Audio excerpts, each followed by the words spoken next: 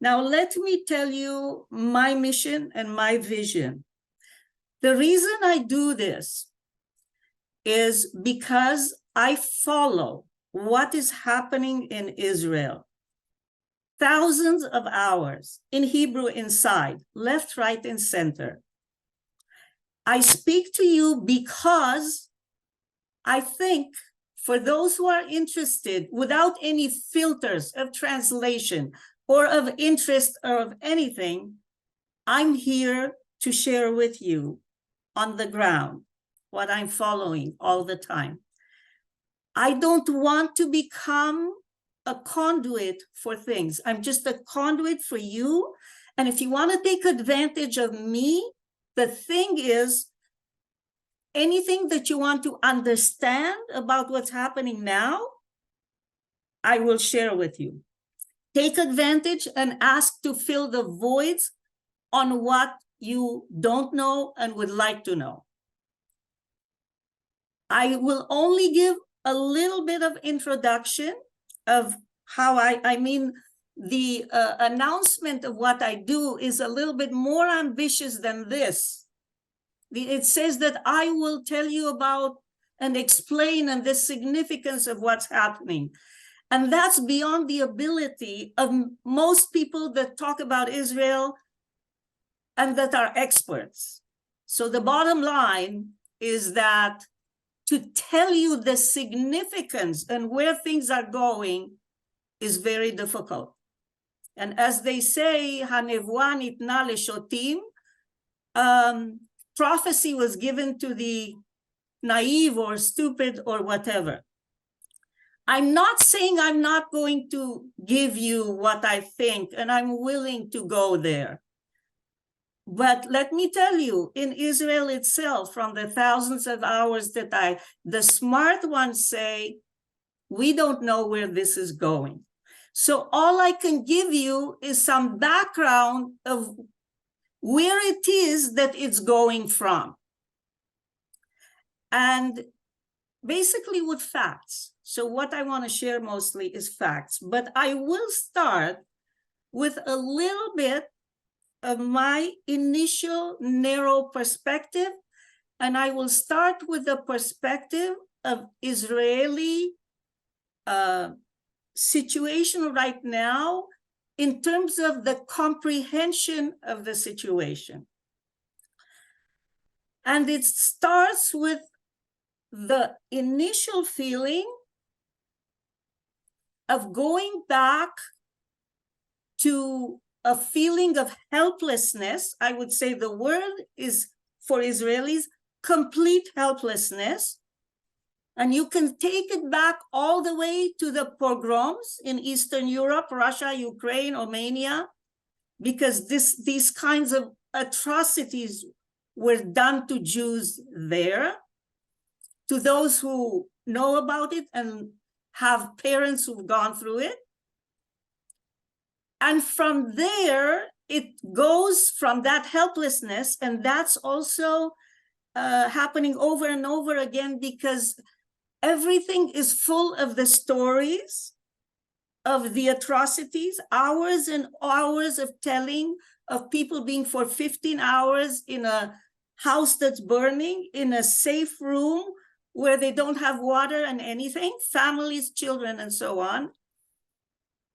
And which is a good thing. Someone said before, I'm trying to remember, I think it was Jim, that one big good things that's happening now is that there's a lot of help psychologically, a lot of psychologists online, call, open lines, call, talk. And that's a good thing and a change for the good, because when people have who to talk to, especially with TD, everybody has PTSD right now. So what I want to go back and say, from the feeling of helplessness of those who feel we are back, we thought we have a country, we have control, we have an army, it's going back to that feeling of being slaughtered, civilians, families, children, and also taken hostages. if you go, people compare it to the Yom Kippur War. I don't know how many of you heard me do the score on Yom Kippur. I did the score and also talked about the Yom Kippur beginning, which is here. What's common now is the surprise. This was a complete surprise on Simchat Torah.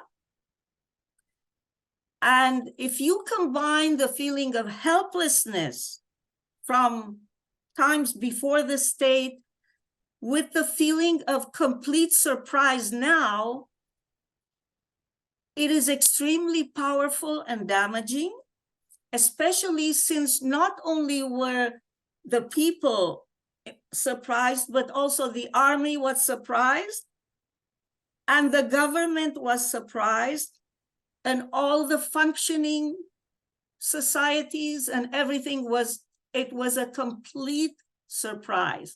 So when you put that together, it's a huge earthquake to the nation. And where are we right now? So this is day 14 today, and they say all the time which day it is where you are.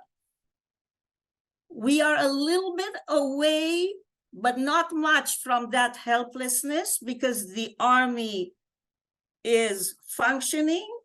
Slowly, the government started to function.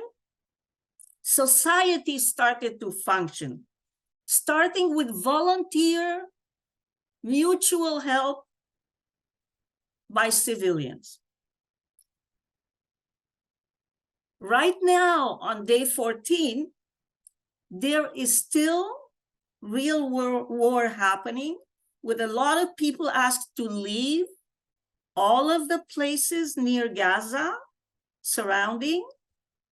In the north too, people going to stay in hotels, and well, there are hours and hours of stories of how people live where they are, and the problems and the situation as it is when basically the government started functioning and saying, okay, for this you call this, and giving money and support.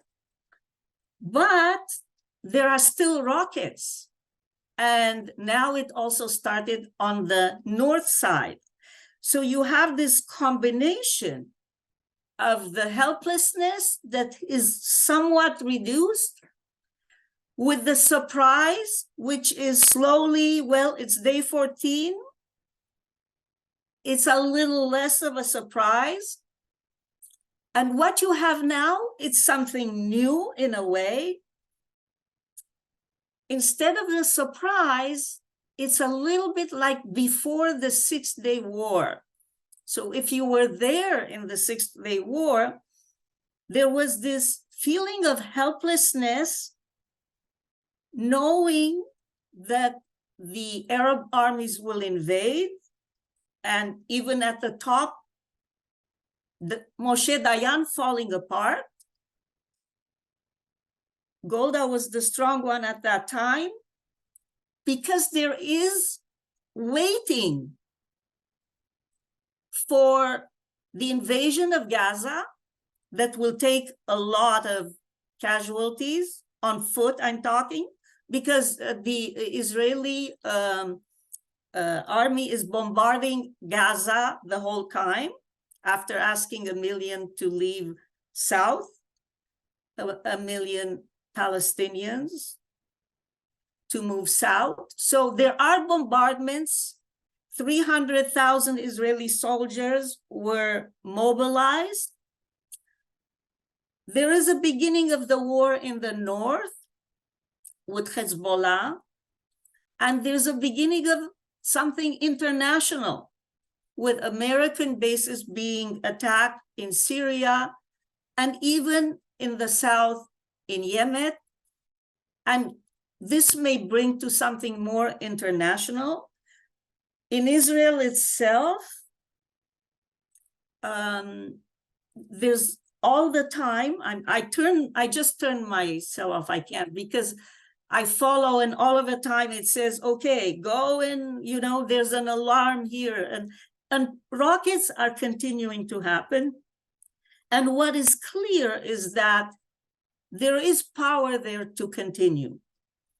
And I'm not going to say beyond this, I'm giving you the background, okay? There's a lot more background, but you're going to ask, and from your questions, I will try to give you more and more background. Thousands of hours of listening is much more than this little glimpse. And I'll say just the last thing. In the Six-Day War, out of this helplessness, Israel, in a very quick move, destroyed the capability in Jordan with a blitz, an aerial blitz, after which Israel became the hero, right? And this feeling of invincibility and hubris after the Six-Day War, which was, we are the best army in the area. We are invincible. We are the best. We are the startup nation that nobody can vanquish us. And Hamas used extremely low tech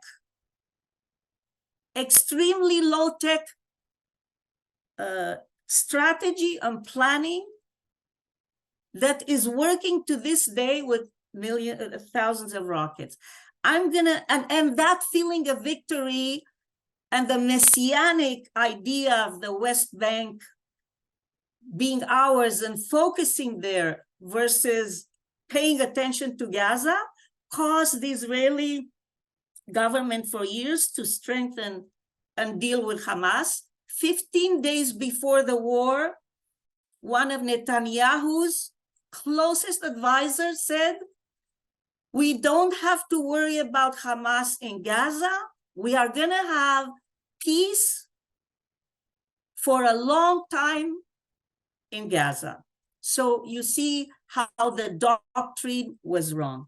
I'm going to stop here, and I'm asking you to ask questions because I'm sure you have them.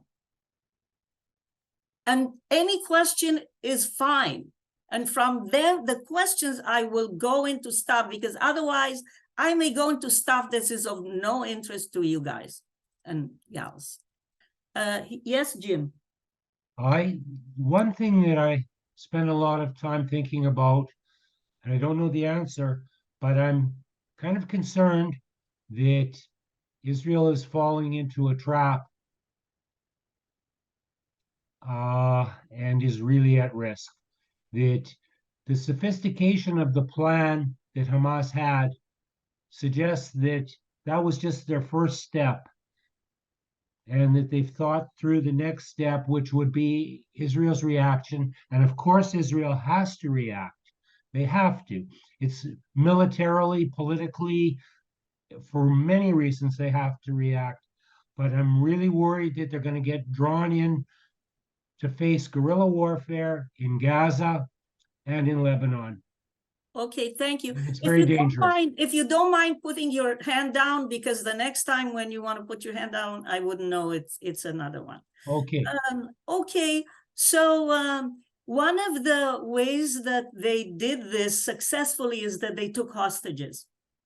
Okay, so that was thinking ahead. Another way they were thinking ahead is by amassing over years all of these arms and abilities. This is not done now. So it's not I wouldn't call it a trap. It is the knowledge that they are running the risk of, at the minimum, the destruction of the Hamas structural buildup in Gaza, and at the maximum, the destruction of all of the people of Gaza. And all of the infrastructure of Gaza. So yes, I'm sure I wouldn't call it a trap. It's an evident expectation. Any other questions? Yes, Marcia. Yeah, just to pick up on Jim's question about ground warfare, it makes you think of Afghanistan. Do you have any sense that Israeli troops will be at a disadvantage if they start to engage on ground warfare internally? When you think of tunnels in Gaza and how well Gazans will know back alleys and streets. Okay. So everybody, the dread, especially in Israel, is that. And what Israel did is it built with 4 billion Canadian shekel, a strong thing that they thought this will save us, which was underground. So there's no underground infiltration into Israel. A big separation, and I don't know how to call it in Israel, but it's on top. There's simply a gader, which is a fence, which was destroyed in 5 minutes. Yes, Israel didn't go through the years that there was fire from Gaza.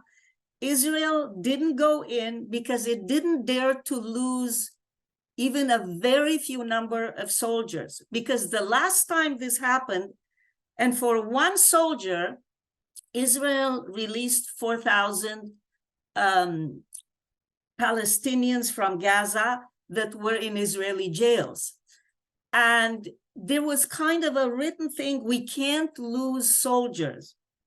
We can't lose our young people in Gaza. But what happened was, what is happening now, especially since the army was completely out to lunch. It didn't show up for the whole day of Simchat Torah and more.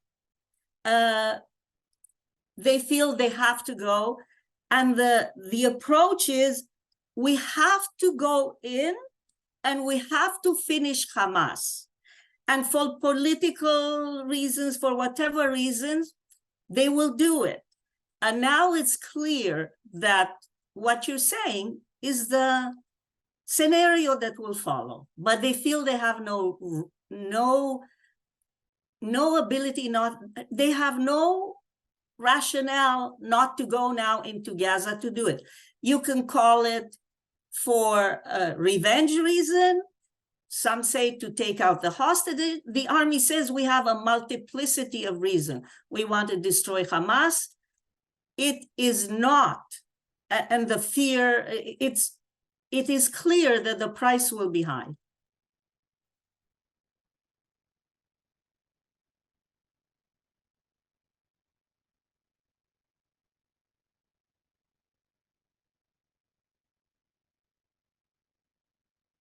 It will be high, but is there an expectation that it will be ultimately successful? What are you hearing? Oh, nobody is talking about how it will be. And I think that most people are not at the stage of saying what will be. The idea, we will win and we have to go and do it. Will it, the words are, we will win, but it means nothing. Nobody really know. When you start a war, one of the reasons people don't want war is because nobody knows the outcome. So, Linda, I think your hand is up. Okay, I guess my question is, whenever the army is like attack Gaza, like in self-defense, a lot of innocent people get killed. The sympathy that was towards Israel is gone because they feel Israel's response is excessive. And I don't know if it's ever possible to get rid of Hamas. I think they could disrupt them, they can put them back, but how are they going to kill every Hamas person and destroy the organization? Because Hamas will get more people. They're funded from outside Israel. And the Gazans, for all their suffering, aren't going to blame Hamas. They're going to blame Israel. So I think that's my concern, that Israel is maybe causing suffering that isn't going to result in anything good after that. So I would, what I would take from what you're saying to turn it into a question is Israel going to achieve something by causing that much suffering to the innocent people in Gaza that are women, children, old people, people in hospitals, and so on.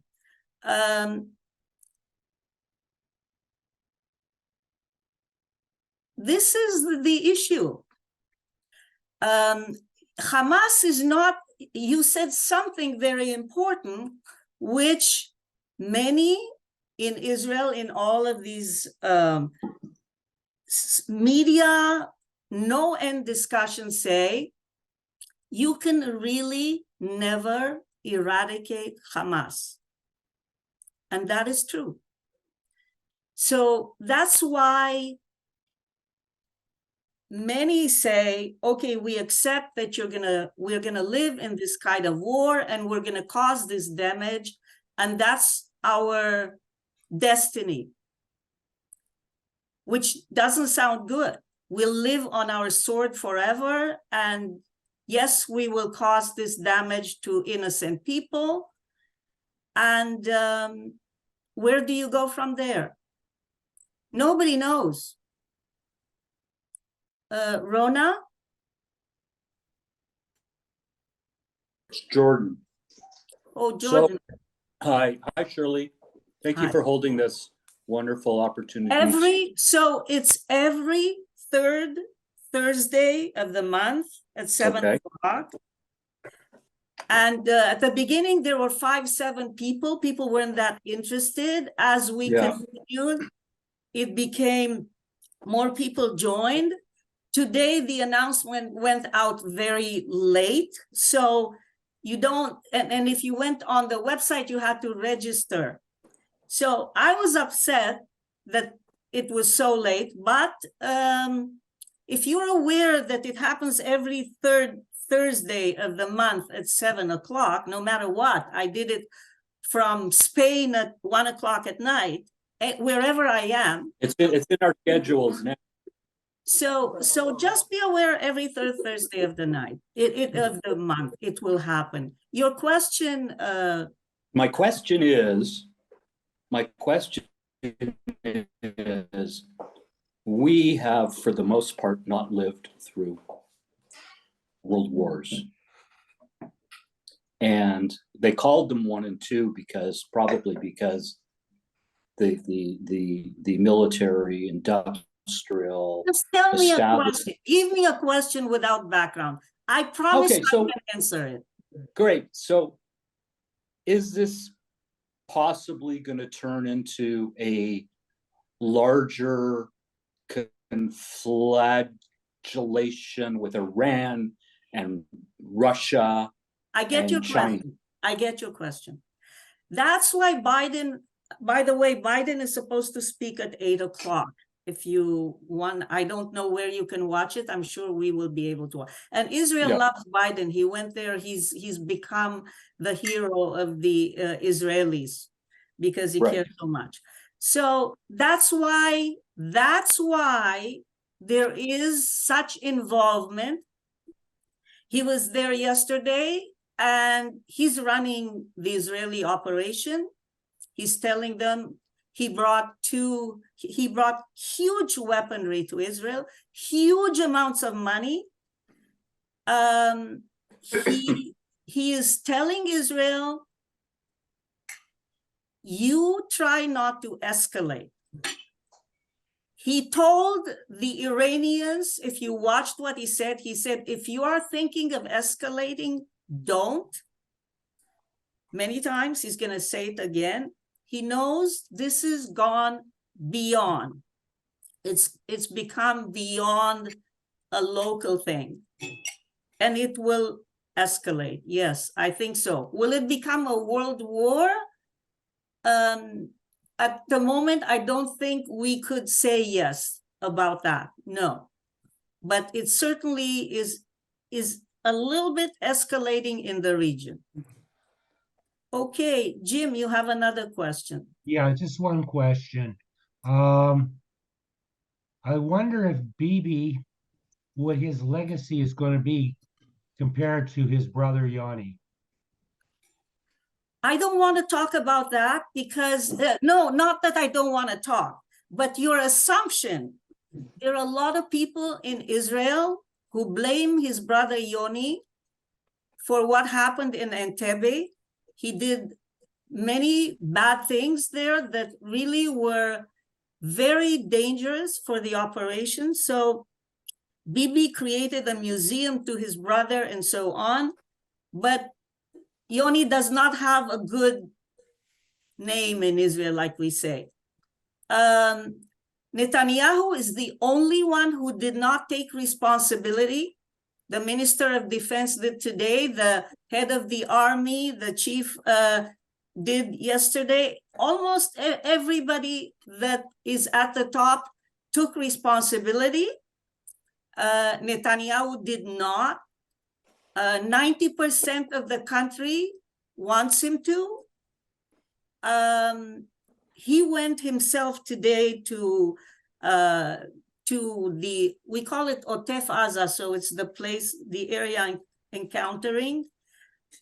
If your question is what's the future of Netanyahu, he has no future, and he cannot save his legacy. And I think what hurts him the most is that he has damaged his legacy beyond repair. And at the moment, he's not running much. The army is running. The army with Blinken and Biden are running and telling him what to do. He's not saying much anyway. Thank you. Yeah, that was my question, actually. Okay. Tanya, you have a question? Yes, also related to that, but I wanted to ask you to talk about the leadership today in Israel. How is the leadership today in Israel? Okay. And the effectiveness and ineffectiveness of it, and what can be done? So there's exactly half an hour. If I am not going to spend about this, the time, because you can take, can you take your hand down? For some reason, when somebody has their hand up, Rona, it's Yeah. your, so I think I gave you an idea when I'm talking about leadership. I'll say it at a few levels. At the level of the government, it is not really functional yet. It's starting. Various parts of the government are operating at more or less success in terms of education. They're starting school online and off. They're very criticized for not really being very organized. If you're talking about the army is running the war, so the government is out of that.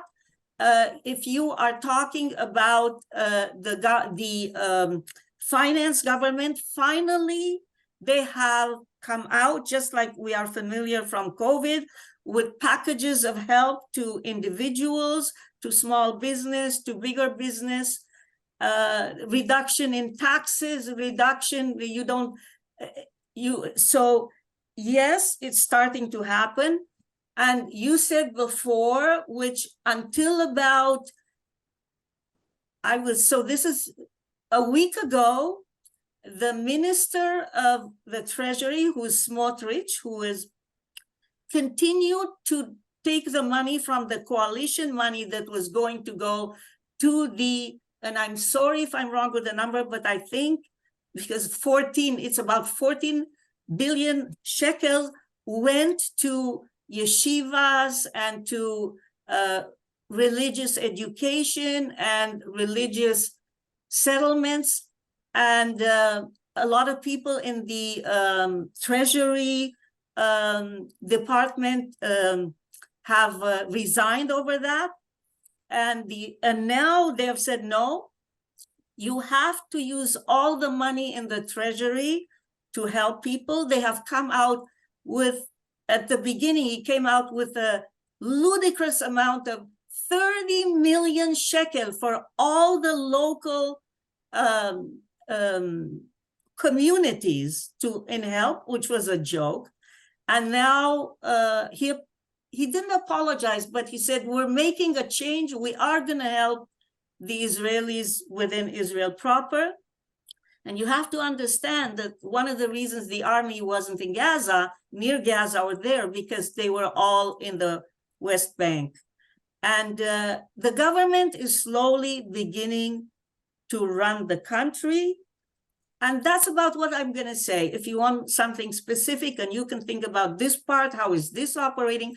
I said already that psychological help is huge and different than anything in the past, which is very good.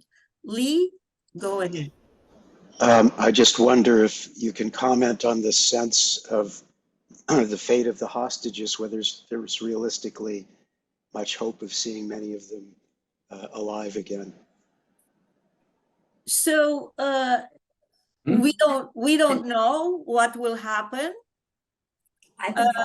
I think that And Hamas, somebody said they're willing to release them if once humanitarian aid comes in. they did not say anything like that. The only thing they said today was, and it's probably true, that they don't know exactly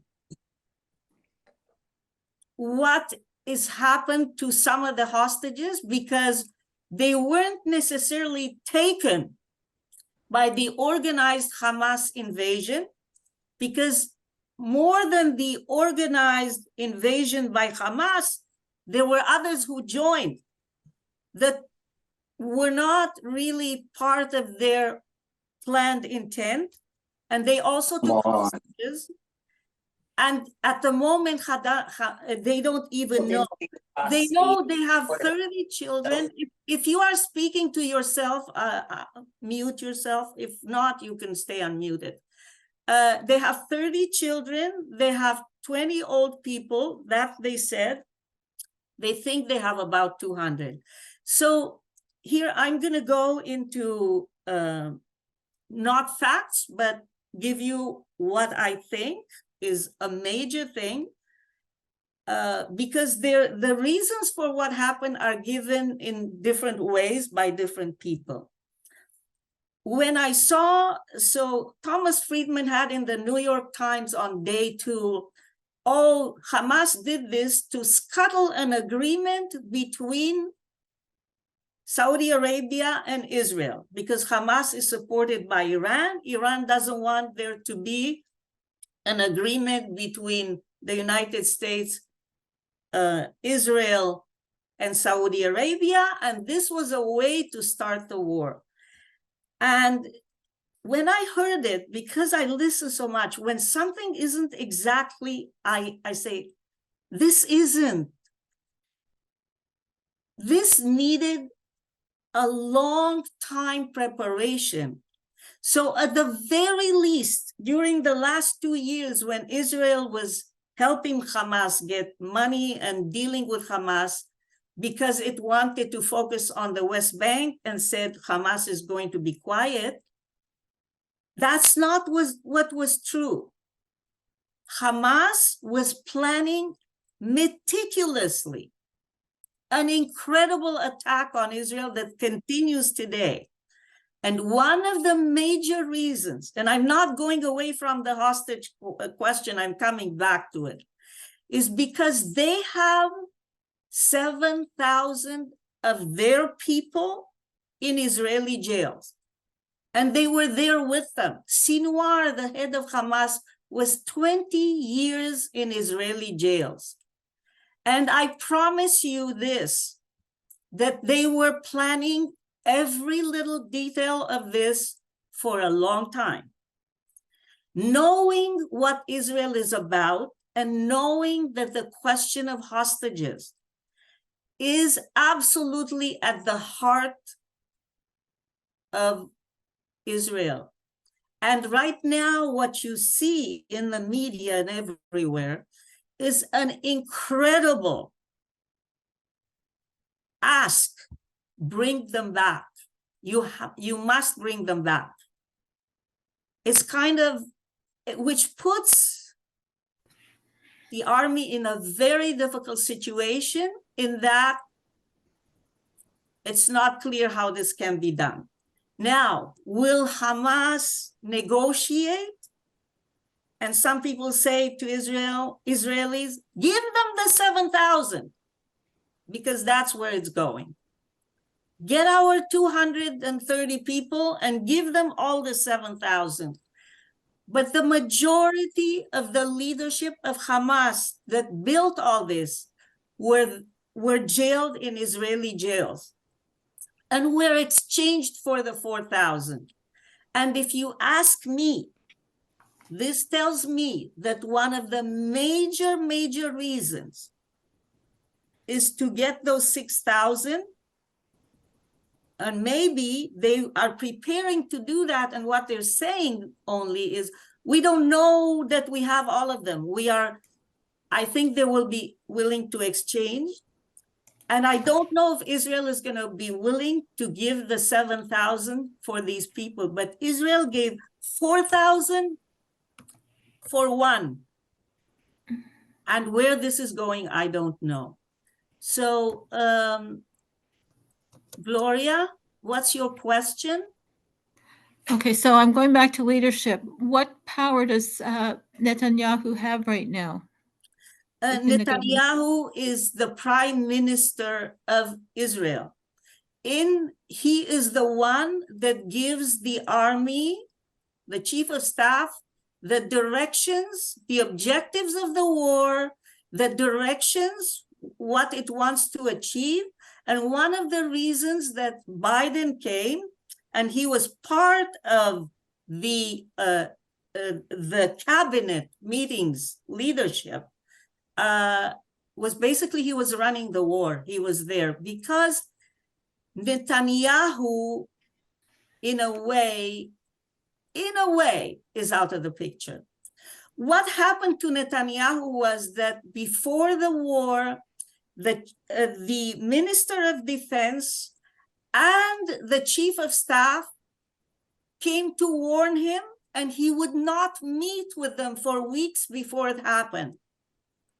And he didn't want to hear what they were going to tell him, what's going on the ground, because it didn't suit the coalition needs and his personal needs.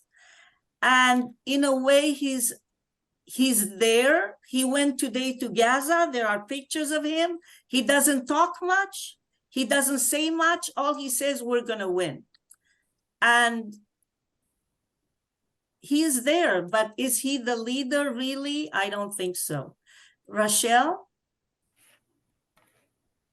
I'm just wondering, what are you hearing? How come the intelligence completely missed this? Because as you've just said, Shirley, this was well planned, it was extensive, it wasn't just a slap together thing. What are your thoughts on that? Okay. Thank you. So one thing will explain it, and that these people know Israel inside out because they were in Israel, they know Israelis, they speak Hebrew, they deal with Israelis. So one of the reasons is that they completely understand the Israeli psyche, that's why hostages, and that what I said before, they did it low tech. So Israel has become, why is Israel and by the way, I don't know if we can stay on. Forget Biden, I can see his speech later. If you want to stay on, I'll be here. They did it with little pieces of paper. So Israel had very sophisticated intelligence. and watching on they kill that. They just went all of the viewing, what do you call these? Everything that Israel used to watch didn't work. They destroyed it in 5 minutes. And over time, there was quiet on the line. Now, what I didn't mention was that and I heard them speak, they also apologized. The Modi'in, which is intelligence, they completely screwed up. And what was proven is that Israel, the nation of intelligence that developed all these cyber intelligence, was not able, because low tech was not considered an option. And that's what it was.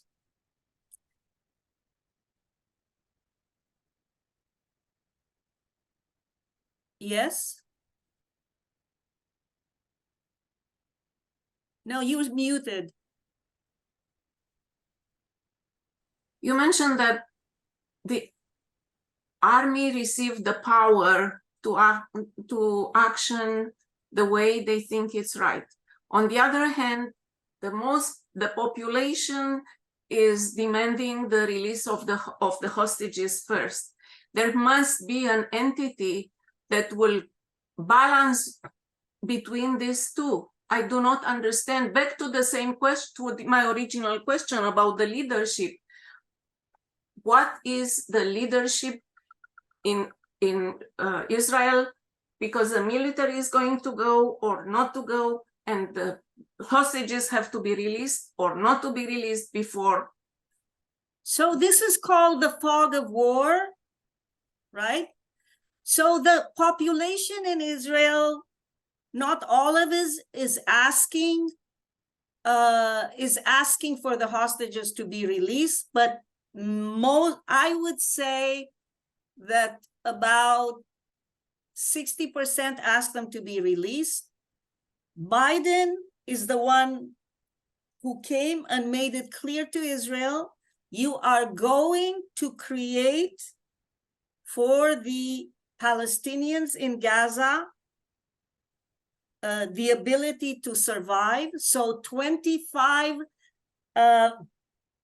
trucks with water and food started coming into Gaza from Egypt, which it was all blocked before.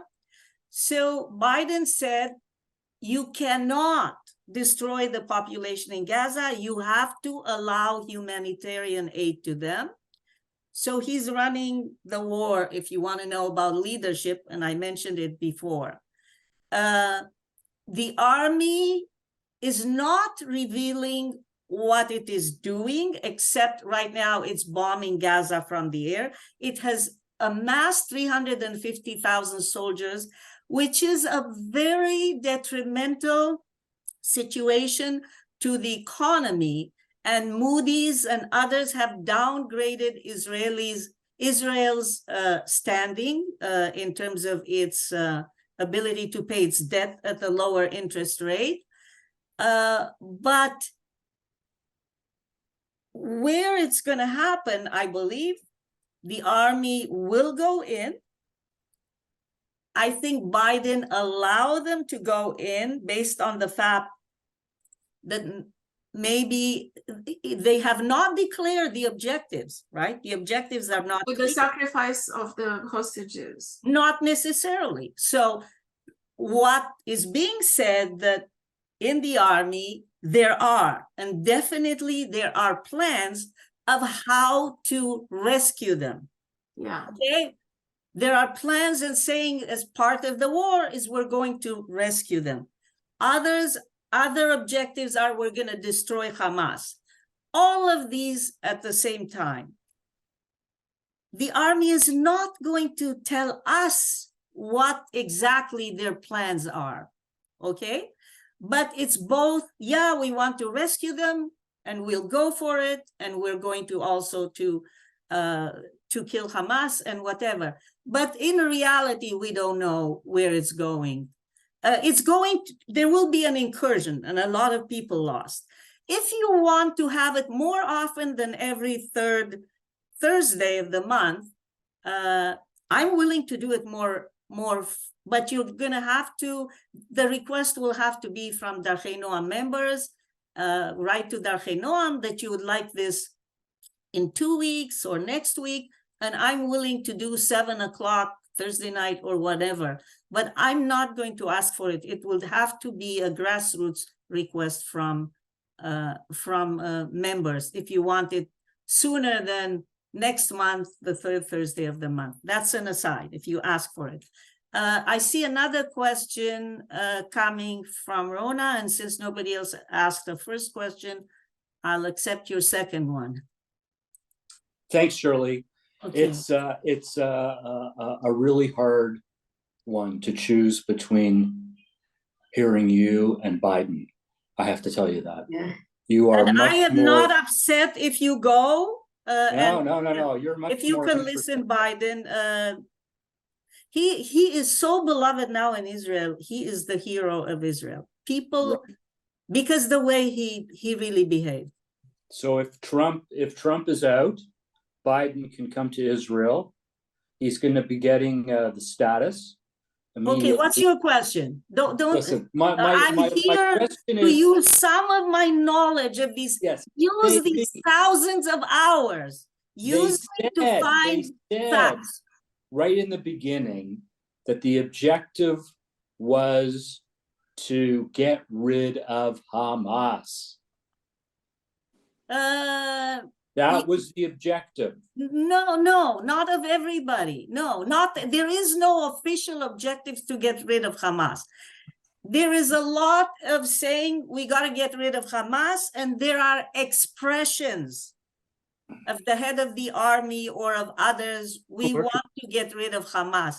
But really, the army is saying, we're not gonna tell you what our objectives are, and that is a good thing to do, because it's the fog of war. They also keeping the fog of war for all those. So a lot of the population is asking for that.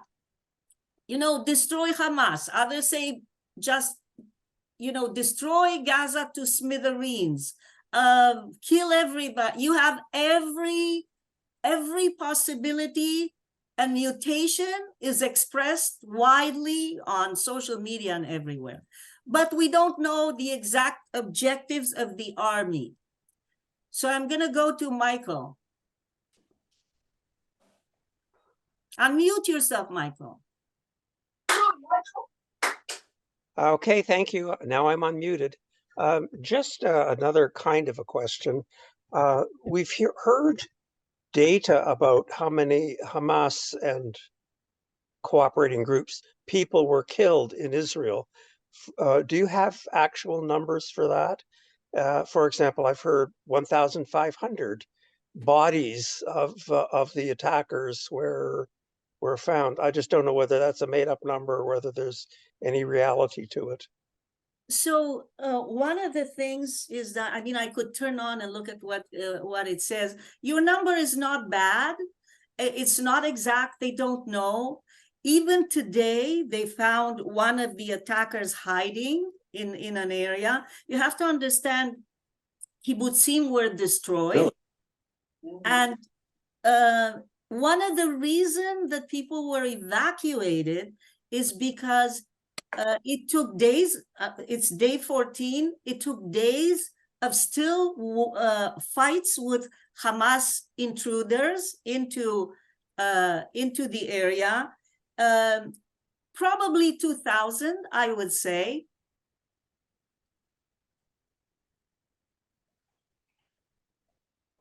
It's heartbreaking.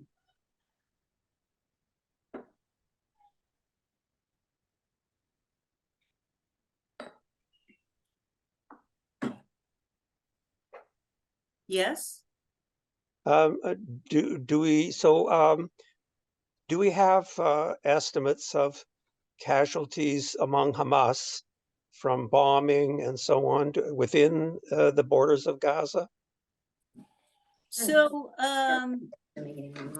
there are thousands, but in Israel, Israel is kind of keeping it.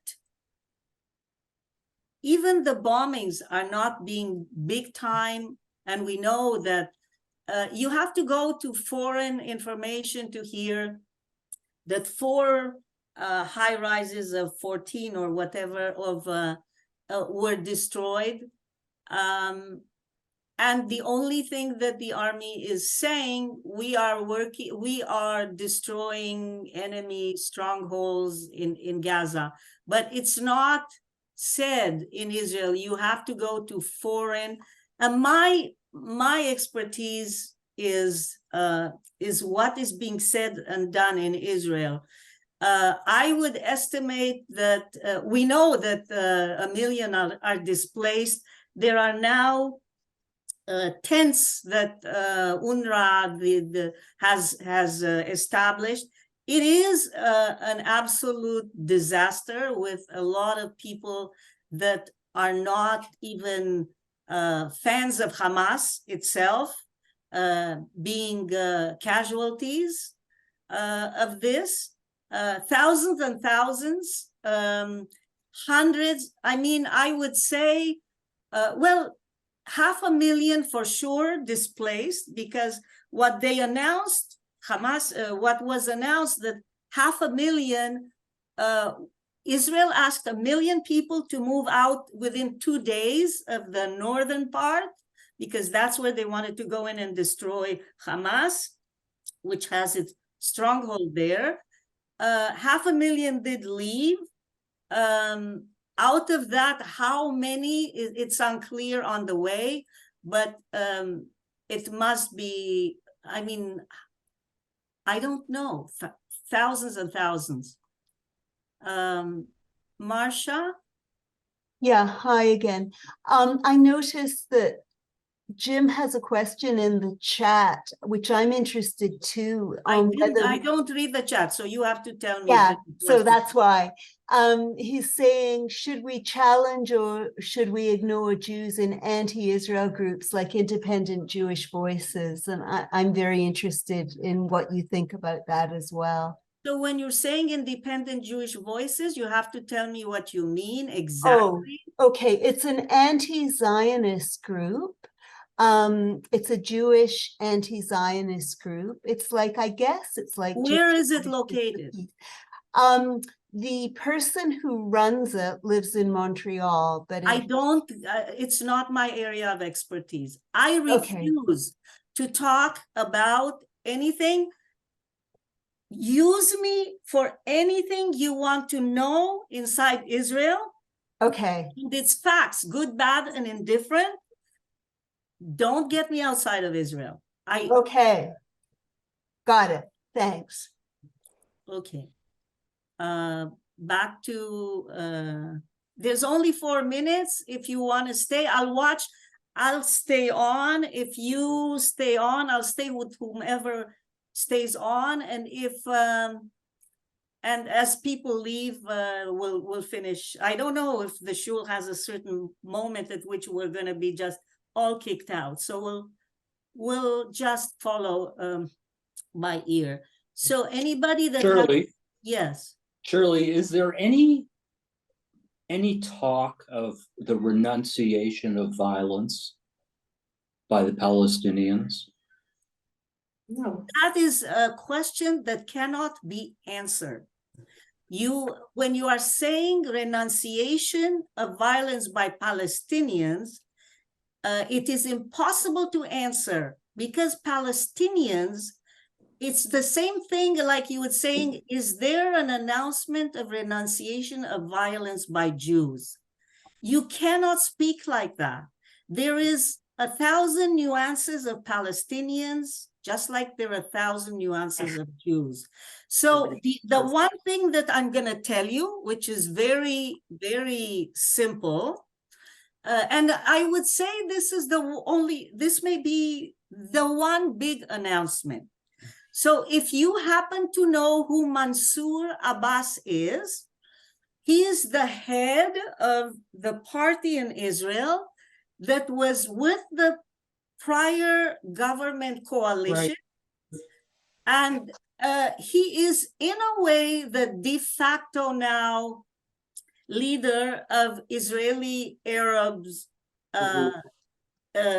in Israel, in a way, because the head of the other major party resigned, and there isn't. And Mansour Abbas, at the very beginning of the war, he said, he said to the Israeli Arab Palestinians, that's who he's interested in. He's not going into the West Bank. He's talking about Israeli Palestinians, and he said to them, and then to the Israelis, do not use any violence at this time. And to Israeli Jews, he said, we will do our utmost that there not be any internal violence. So we are on day 14. During the first, who remembers exactly the day when the hospital was supposed to have been destroyed by Israel, which I believe is 4 days ago or so? Until then, there was nothing in Israel, in the sense of a lot of Druze were killed. Israeli Arab Druze were killed by the incursion of Hamas, because they did not distinguish. A lot of Bedouin and Druze live in the south. A lot of Druze fight with the Israeli army, and some were killed already. A lot of Israeli Palestinians, a majority of the nurses in Israel are Israeli Palestinian women and men. A lot of Israeli doctors, 25%, are Israeli Arabs, and they are fighting to the utmost to save Israeli lives now.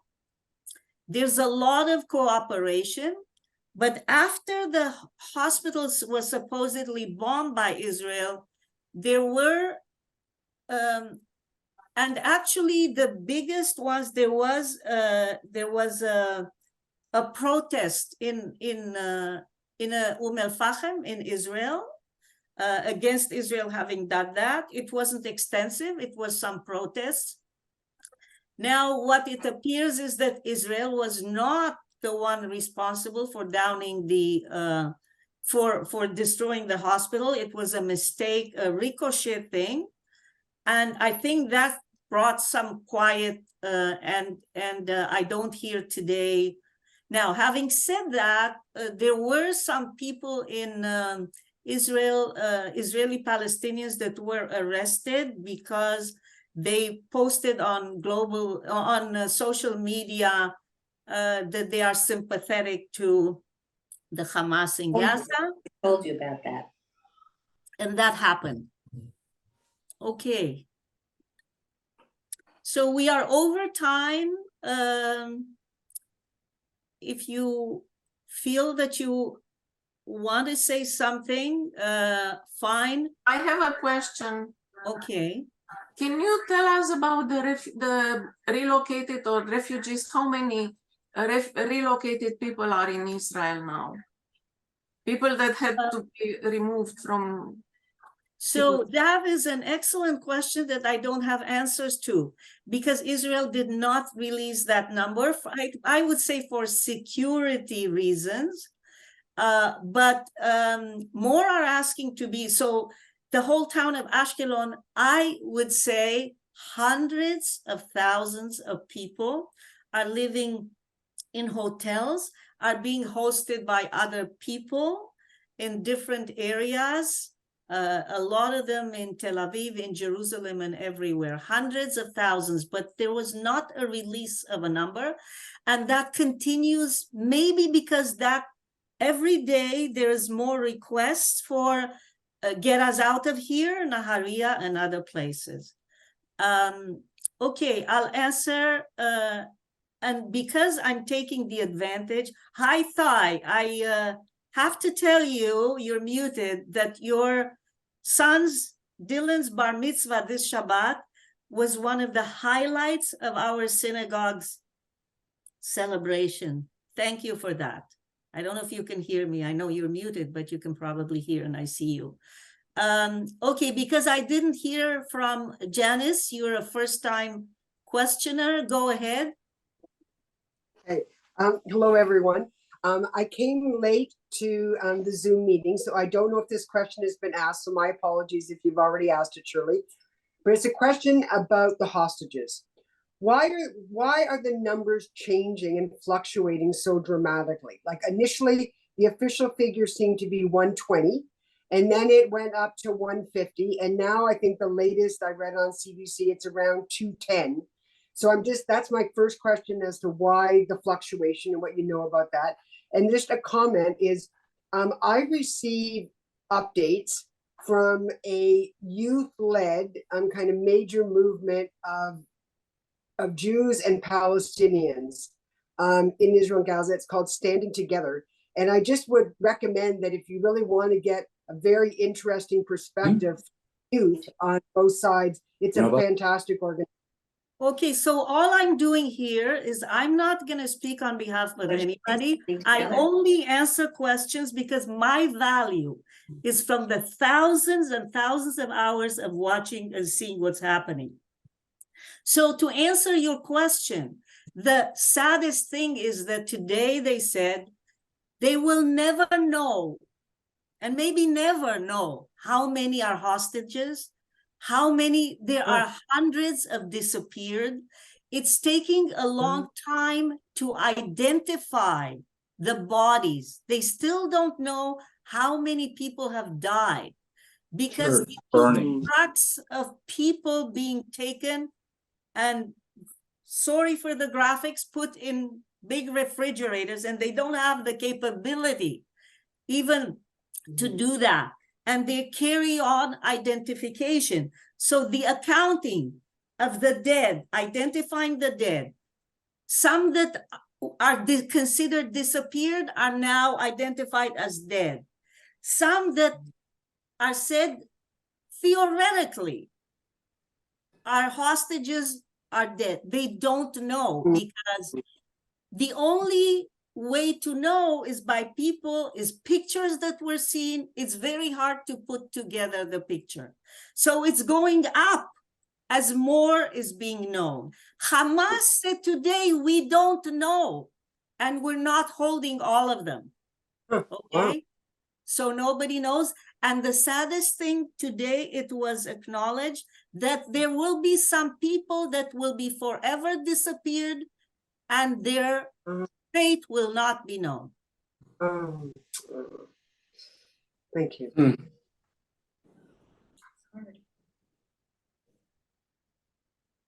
Painful, very painful. Okay, I see some people are still here, so 21 people. Is there something you want to hear about? I don't think I've had enough. No? Is there more that you want to share with us, Shirley? Of course, you can't just watch hundreds and thousands of hours plus what I went through my life not to make up my mind. And it's not the time for it. It's way too premature to see how it goes. Yeah. But I'll share with you something.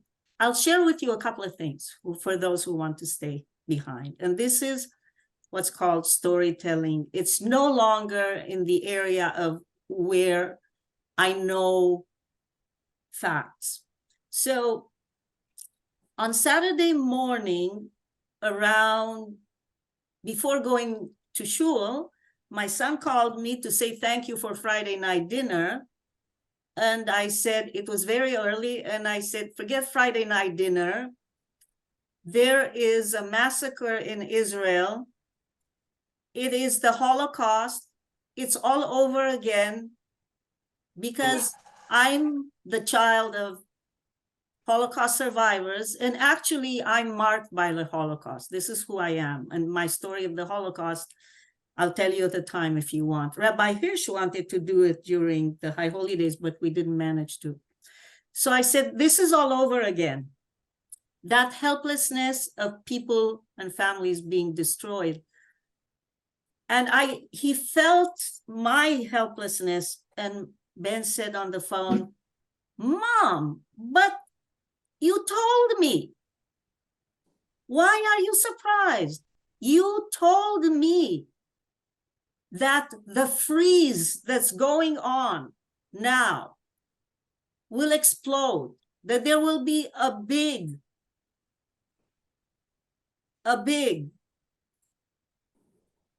destruction. And I said, don't you remember? He said. And I said, I don't remember. And the reason I said I don't remember having said that, because I said it from the perspective of Israelis, of an Israel, when I meant there's going to be a huge explosion or earthquake in Israel, I didn't mean it to be that big. That's why I couldn't comprehend it, because I thought this is like in the Shoah. But to explain what I meant when thinking of what I said to him was that if you would think that all we were doing for so many years is talking about one state solution, two state solutions, the policy was to keep the status quo, manage the conflict. And what I knew was that that cannot happen for the longest time. Not sustainable. No, not sustainable. And I knew that. There was already a revolt in the West Bank. Gaza itself was kind of bought with some money for Hamas, but not long-term sustainability. So the question was, how was this going to happen in the end? I never thought that this would happen. What I thought would happen was that Mahmoud Abbas, who's at the end of his time and will go, and then that there would be a revolt in the West Bank, which has started in a low key situation. And now that what I thought, that earthquake might happen anyway. And what has happened is that the theory of managing the conflict, and those that were much more cruel said cutting the grass, which was going into the West Bank and Gaza and keeping it in a situation weakened where anybody who didn't like Israel being there, being destroyed by the army, that couldn't continue.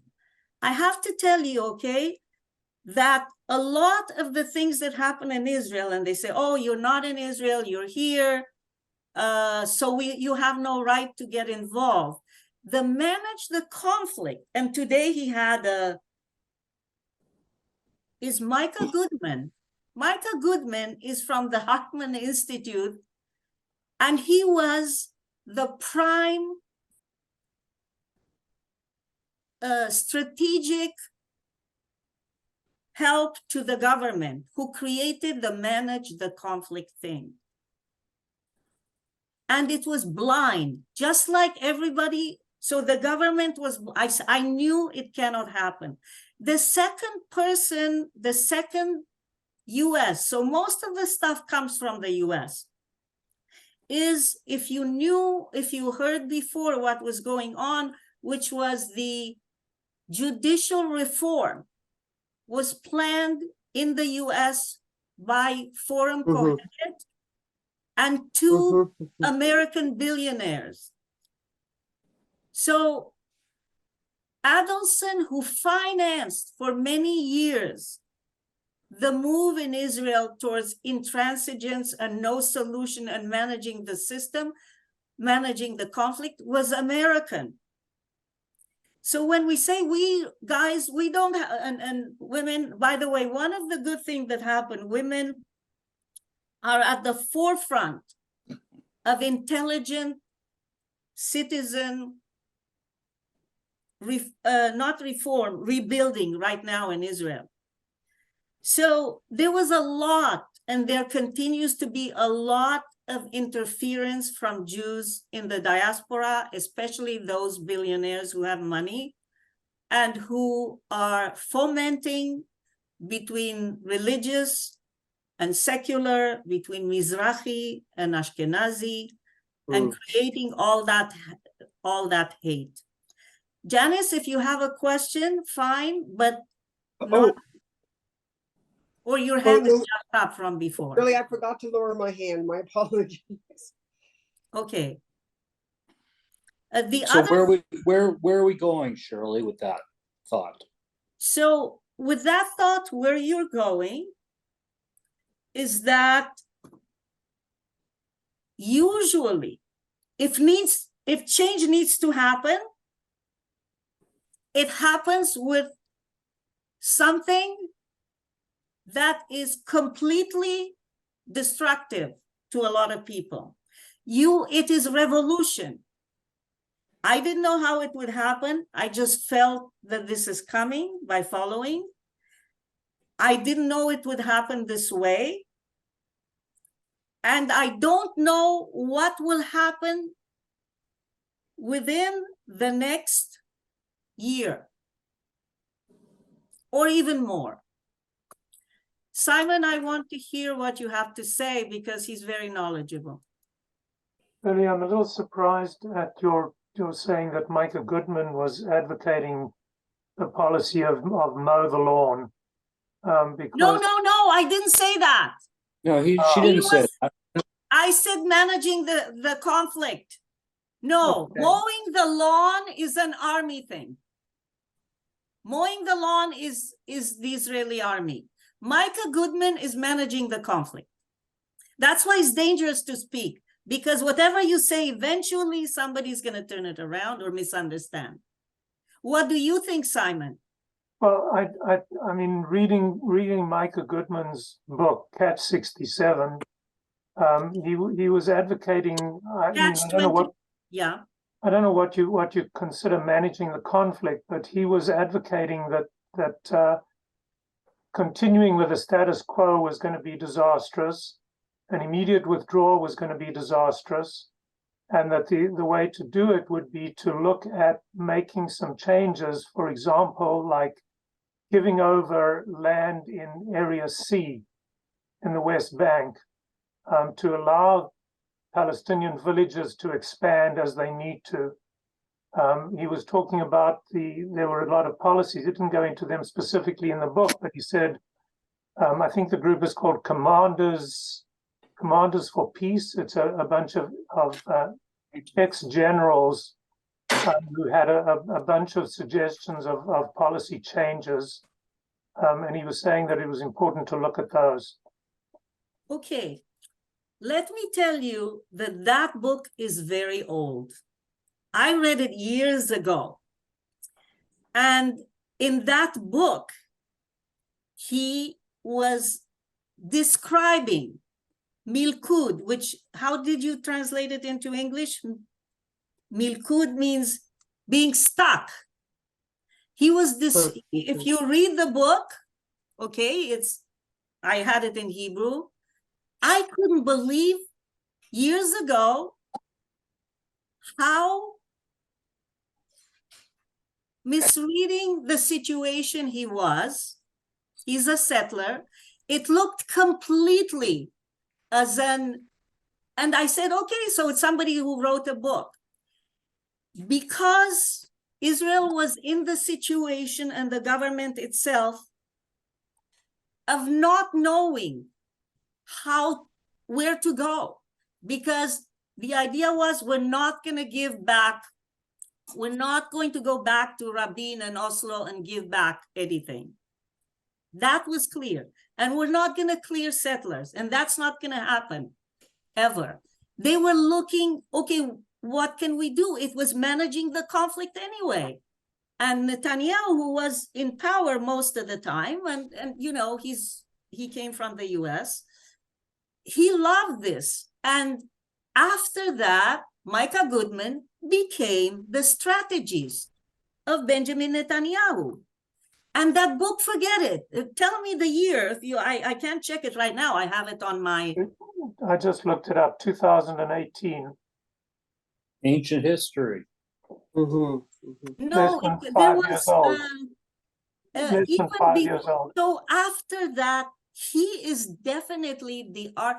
So it existed before him, but he gave it a definition and how to do it. And when you started reading it, you understood that it is basically something, give a little bit of seed to the Palestinians, you know, that was not even possible later, right? So today I have to read, he said it in English. Look for what Micah Goodman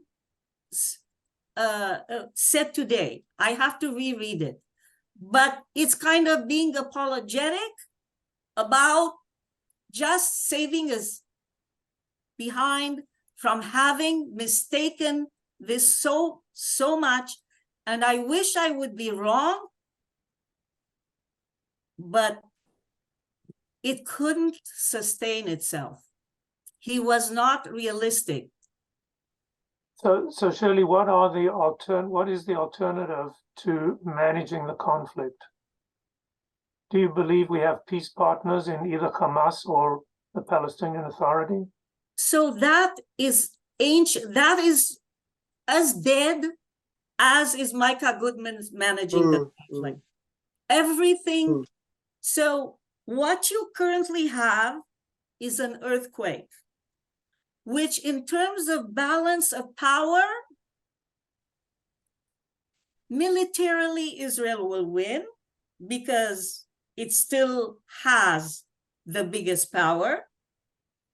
What is the long range ability of Israel to hold after conquering the West Bank and Gaza? I think that ability has been proven not realistic in the long run. So what Israel tried to do to manage the conflict is, on the one hand, to have the Palestinian Authority in the West Bank give them authority over the big cities and make them be the ones that do the management of those, basically being Israel's agent. And he's considered a traitor by a lot of Palestinians because he agrees to have agreement with Israel and not allow too much uprising, because that will endanger him too. And in Gaza, Israel was handling Hamas, the ability. So what Israel is saying long-term, from the war of the 6-Day War and the Yom Kippur War and so on, long-term, Israel is not going to be able to hold on to these territories on one side. And on the other hand, it cannot let them go either. So why can't it let it go? Because of three things. Because of, number one, that Israel is very, very small. And you have 7.5 million Israelis now. And you have, on the other hand, 7.5. Actually, Israel is a little less than 7.5, and you have a little more than 7.5 Arabs. So there is a majority of Arabs in the region now. And Israel is not going to be able to in the long run be a nation to have peace with the Arabs where they are in a negative power situation. It's a game changer. For Israel and the Arabs in the region to reach the place where they are kind of equal and realize that they are kind of equal in numbers and you get equality of rights. Mhm. You don't have a peace agreement. There's nobody to have a peace agreement to. The question is, how do you live as people on the ground? And I'll finish unless you have a question. I'm assuming Simon and Janice just have their hands up, but No, you have a question? Somebody has a question? yeah, I do have, Janice, I do have a question, but you continue your thought, but I just would No, like no, to. ask the question, because if you have time, I have time, but what's the question quickly? I love quick questions. Okay, so I know that you had set your parameters to only talking about the situation within Israel, but because you had made reference to the Kohelet Foundation in the United States, I just wanted to ask a question about that. I've been tracking them for about a year now in terms of their relationship with extreme right-wing evangelical Christian groups. I'm not interested. This is outside of Israel. Yeah, no, but I just wanted to say, if Trump gets elected, do you think I don't want to go there. I am strictly Israel. I don't want to go there. Kohelet has said now, they've realized the judicial reform is kind of dead. Yeah. Kohelet have recanted, have said if we had known, and they took away a big part of their budget, the billions that they were spending, if we had known that we would cause so much trouble in Israel, we wouldn't have gone with it. There were others that wanted to go with him, including Netanyahu. He wanted the judicial reform because he's incriminated and this would have helped him. So maybe relations with Arabs. Maybe next time there were two things, but I'll just tell you, I'll try to be brief. So my first thing that was extremely painful and in my knowledge about the Arabs was when in Israel, after a few years, I learned that my best friend from childhood married an Arab and moved to his village to live there. I wasn't in contact with her since we were children, and she went to Israel before me, and I couldn't sleep at night. All I could dream at night is what is happening to her in that village. And I didn't like her because we were in Romania standing in line when our Thai communists, because all kids had to be there, were taken away for our parents deciding to go to Israel. That was pure anti-Semitism. And she cried next to me and I stood very proud as a 10-year-old.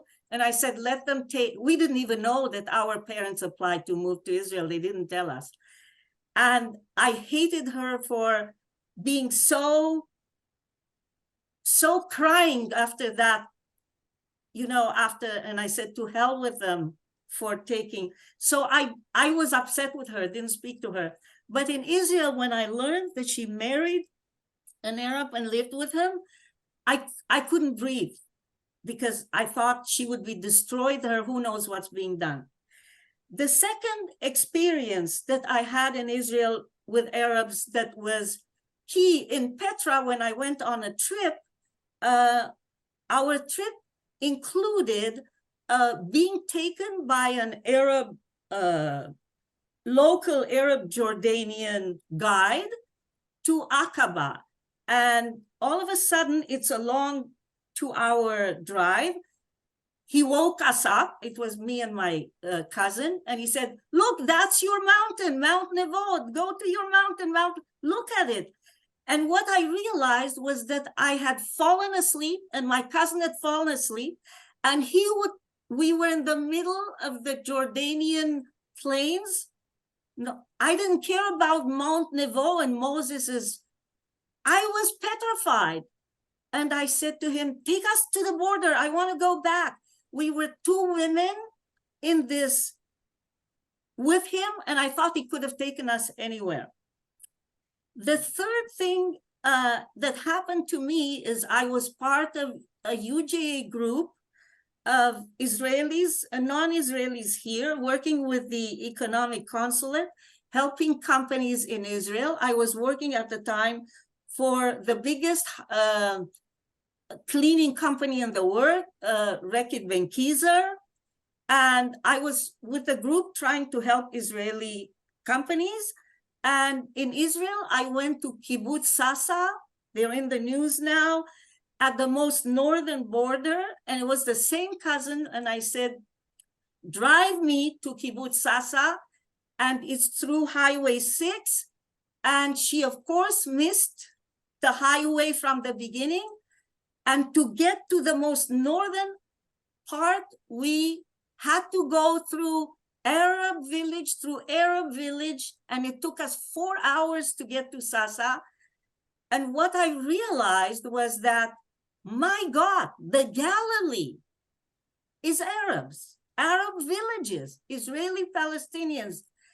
And I realized at that point, which is not being taught in Israel, that it's not simply a Jewish state, that it has a huge minority of Arabs that live there. I went to Kibbutz Sasa and we tried to help them. But that's when I decided to learn more about the history, the geography, and everything. And luckily for me, all of a sudden, there was huge availability on the internet and in person and social media.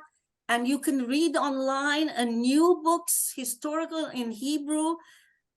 All of a sudden, all this opened to me about what is really going on. So I developed a background knowledge where I think I have a good understanding, and where I think it's going to go, because it's now one country of the 7.5 million against the 7 and something million. They will have to, in the end, create a place of real equality. How do people who hate each other, love each other, work together, don't work together, how do they get there? How long does it take? Because it will have to get there eventually, unless many, many leave, thousands and millions. How do they get there and how soon? I don't know. But if you join next time, I will tell you the paradigm that I believe will manage this. And that is theory. That is going away from my vision mission here, which is just sharing what I see on the ground. But I do see, I'm not just telling you what I think will happen, that there will be equality and they will kind of live together with equal rights, not complete equality, but they will live together with some arrangement without geographic identification. They will just live there. However, and the concept of the state of Israel or the concept of Palestine will change dramatically. And that will be the result of this earthquake. It's the change in all of us understanding what is Israel, what is Palestine, what is Arab Israeli, what is Palestinian. Our definition of this will change. But how long it will take? I think the most optimistic, even though, you know, the wall in Berlin fell all of a sudden, the Soviet Union fell all of a sudden, but it took all of these things to happen. In the meantime, if you followed, 10 years the minimum. If I live to see it, maybe in 20 years. But to change the concept will take a long time. God willing. So if you want, next time, I will talk about facts. At the end, I will tell you how I see this change to the future and where I take it from and why I see it happening. And if I hear from the shul saying, okay, Shirley, we have some requests, can you do another one? I will. Let's do it.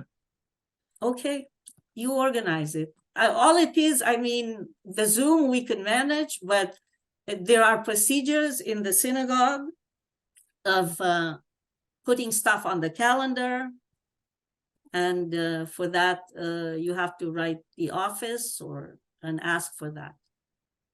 We'll write to the head of the Israeli military for permission for Shirley to present next Thursday. Okay, I don't think I have anything more important to do. Although I am running doing a startup. I'm working intensively. So the funniest thing, I have the headset on Israel and I'm doing work, but that's okay. Okay. Take care. Thank you for being here and all the best. Thank you, Shirley. Okay. Thank you, Shirley. You're welcome. Good Thanks, night. Good night. Good night.